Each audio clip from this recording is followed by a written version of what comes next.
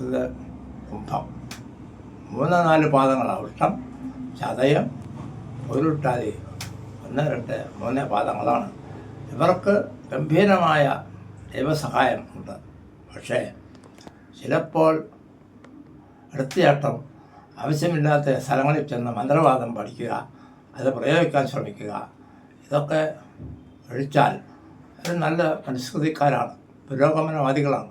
രാഷ്ട്രീയക്കാരാണെങ്കിൽ അവർക്ക് എവിടെ ചെന്നാലും ഒരു സംശയം വേണ്ട, സീറ്റുണ്ട്.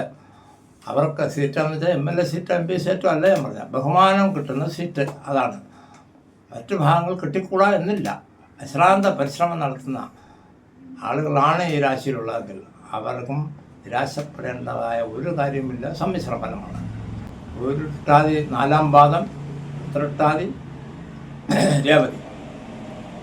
ഇവർക്ക് പ്രായ കണക്കാക്കി വരുമ്പോൾ 50-60 കഴിഞ്ഞ് ഭവനമില്ലാത്തവർക്ക് ഭവനം ലഭിക്കാം. ഉത്രട്ടാതിക്ക് പ്രത്യേകിച്ച് ബിസിനസ് പച്ചപിടിക്കാം, വിദേശയാത്രകൾ നടത്താം. അപ്പം ധനവരവ് ചെലവ് ഏകദേശം ഒരുപോലെ ഇരിക്കും. എങ്കിലും അവർക്ക് നന്മയുണ്ടാകും. പരമശിവനെ ഹൃദയപൂർവ്വം വന്ദിക്കുക. അദ്ദേഹത്തിന് ധാരയും പിൻവിളക്കും, ജന്മപാപങ്ങൾ തീരുന്നതിനുള്ളതാണ് പിൻവിളക്കെന്ന് എന്നെക്കാൾ കൂടുതൽ അറിയാവുന്ന ഒരാളെങ്കിലും ഇത് കേൾക്കുന്നുണ്ടാവും. പിൻവിളക്ക് കൊടുക്കണം. വളരെ ശുഭകരമാണ് ഈ കാലാവസ്ഥ. നന്നായിരിക്കട്ടെ. ഓം നമഃ ശിവായ.